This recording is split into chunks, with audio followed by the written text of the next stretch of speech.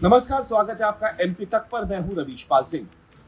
मध्य प्रदेश में मुख्यमंत्री मोहन यादव आखिरकार आज वो बैठक करने जा रहे हैं जिस बैठक का इंतजार कई सालों से किया जा रहा था। सरकारें बदल गई, मुख्यमंत्री तक बदल गए थे, लेकिन ये बैठक नहीं हो पा रही थी। ये बैठक है श्री रामचंद्र पथ वन गमन न्यास की।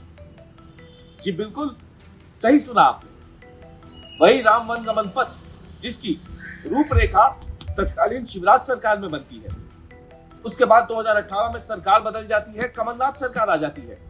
राम वन गमन पथ रूपरेखा से आगे बढ़ते हुए, प्रस्ताव से आगे बढ़ते हुए डीपीआर तक पहुंच जाता है। कमलनाथ सरकार ने बाकायदा इसकी डीपीआर बनवाई, लेकिन 2020 में कांग्रेस की सरकार चली जाती है, फिर भाजपा की सरकार आ जाती है। 2020 में जब भाजपा की सरकार आई तो उस पर बातचीत थोड़े आगे बढ़ी, लेकिन बजट आवंटित करने से ज्यादा नहीं। 2022 में शिवराज सरकार ने राम वन गमन पथ के लिए 300 करोड़ रुपए का बजट रख दिया, लेकिन काम आगे नहीं शुरू हुआ। लेकिन अब मुख्यमंत्री मोहन यादव आज सालों पुरानी इस काम को आगे बढ़ाने जा रहे हैं। मुख्यमंत्री मोहन यादव आज चित्रकूट में श्री रामचंद्र वन गमन पथ न्यास की पहली बैठक में शामिल होने जा रहे हैं। वो इस न्यास के अध्यक्ष भी है, मुख्यमंत्री होने के नाते। मध्य प्रदेश में जो भी मुख्यमंत्री होगा वो पदेन सदस्य होगा वो, और न केवल सदस्य बल्कि इस न्यास का अध्यक्ष होगा। अब क्योंकि मोहन यादव मुख्यमंत्री है तो वो इसमें बिना किसी दिक्कत के, बिना किसी समस्या के वो इसके अध्यक्ष बन चुके हैं। आज उनकी अध्यक्षता में ये बैठक होने वाली है। अब ये राम वन गमन पथ क्या है, पहले हम आपको ये बता दें। दरअसल राम वन गमन पथ वो जगह है, जैसे कि आप नाम में ही देख रहे हैं, वन गमन पथ यानी वन। राम भगवान जो है वो माता सीता और लक्ष्मण जी के साथ 14 सालों के वनवास पर रहे थे। इस वनवास के समय उन्होंने एक लंबा समय मध्य प्रदेश के कई हिस्सों में गुजारा था।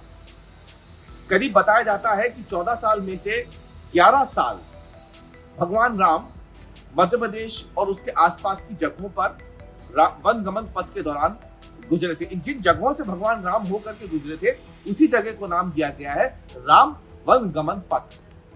इसमें मध्य प्रदेश के कई जिले शामिल हैं। सतना है जहां पे चित्रकूट आता है, क्योंकि चित्रकूट में ही भगवान राम सबसे लंबे समय तक रहे थे माता सीता और भगवान लक्ष्मण के साथ। सतना जिला चित्रकूट जो है वो सतना जिले में आता है। लेकिन इसके अलावा आपको बता दें कि जिन जगहों से निकले थे उसमें भोपाल के पास विदिशा, नर्मदापुरम, ये 2 जिले भी शामिल है। यहाँ से भी भगवान राम होकर के गुजरे थे। वही दूसरी तरफ जबलपुर, उमरिया, शहडोल, पन्ना, रीवा, अनूपपुर, ये वो जगह है, ये वो जिले, कुल 10 जिले हैं पूरे मध्य प्रदेश में जहां से होकर के भगवान राम गुजरे थे। और इन्हीं जगहों पर राम वन गमन पथ तैयार होना है। करीब 33 ऐसी जगहें हैं जिसे चिन्हित किया गया है और इन जगहों का विकास किया जाएगा धार्मिक दृष्टि से। दरअसल केंद्र सरकार ने साल 2023 में ये समिति बनाई, श्री रामचंद्र वन गमन पथ न्यास। ये जो न्यास बनाया गया था ये केंद्र सरकार ने बनाया था। इसमें कई सारे सदस्य हैं जिसका काम है कि देश में जहां जहां से भगवान राम गुजरे हैं, अयोध्या के अलावा अपने 14 साल के वनवास के दौरान, धार्मिक दृष्टि से उन सभी जगहों का विकास किया जाए, जो आगे चल करके एक बड़े पर्यटन केंद्र के रूप में पहचान स्थापित कर सके। भारत के पास श्रीलंका जो देश है, वहां पर भगवान राम और रामायण से जुड़ी कई स्मृतियों को श्रीलंका की सरकार ने सहेज के रखा है। उसी तर्ज पर अब देश में भी राम वन गमन पथ जो है उसे तैयार होना है। इसीलिए ये बैठक आज होने जा रही है। इस बैठक में जो रोड मैप तैयार किया गया था उसका प्रेजेंटेशन दिया जाएगा। आपको बताएं कि पहली बार साल 2004 में राम वन गमन पथ की रूपरेखा एक तरीके से तैयार हुई थी। उस समय मुख्यमंत्री के तौर पर अगर देखा जाए तो उमा भारती और बाबूलाल गौर के बीच में इस बात को लेकर के चर्चा हुई थी। बाद में ये कार्यक्रम धीरे धीरे आगे बढ़ता गया। शिवराज सिंह चौहान मुख्यमंत्री बनते हैं और साल 2010 में पहली बार सर्वे कराने के आदेश जारी होते हैं, यानी जिन जगहों से भगवान राम होकर के गुजरे हैं उसका सर्वे किया जाए। सर्वे तो तैयार हो गया, लेकिन बात सर्वे से आगे नहीं बढ़ सकी।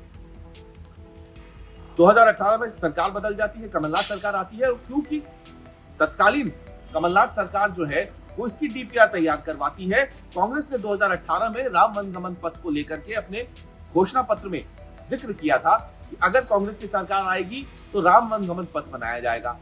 कांग्रेस की सरकार में इसकी डीपीआर तैयार हो जाती है, यानी कैसे ये पूरा राम वनगमन पथ होगा। लेकिन 2020 में ये सरकार भी गिर जाती है। फिर शिवराज सरकार आती है, एक बार फिर से शिवराज सिंह चौहान मुख्यमंत्री बनते हैं चौथी बार, और फिर राम वनगमन पथ को लेकर के बैठकों का दौर आगे चलता है अलग अलग तरीके से, और फिर आखिरकार 2022 में, साल 2022 में राम वनगमन पथ के लिए 300 करोड़ रुपए का बजट भी हो जाता है। लेकिन 2023 में चुनाव होते हैं, सरकार तो भाजपा की बन गई, लेकिन मुख्यमंत्री शिवराज सिंह चौहान नहीं रहे। अब शिवराज सिंह चौहान के बाद मुख्यमंत्री मोहन यादव है, तो जाहिर सी बात है सवाल जब उठने शुरू हुए तो अब मोहन यादव सरकार आज ये महत्वपूर्ण बैठक करने जा रही है। माना जा रहा है इस बैठक के बाद राम वनगमन पथ प्रोजेक्ट को लेकर के तेजी आ सकती है।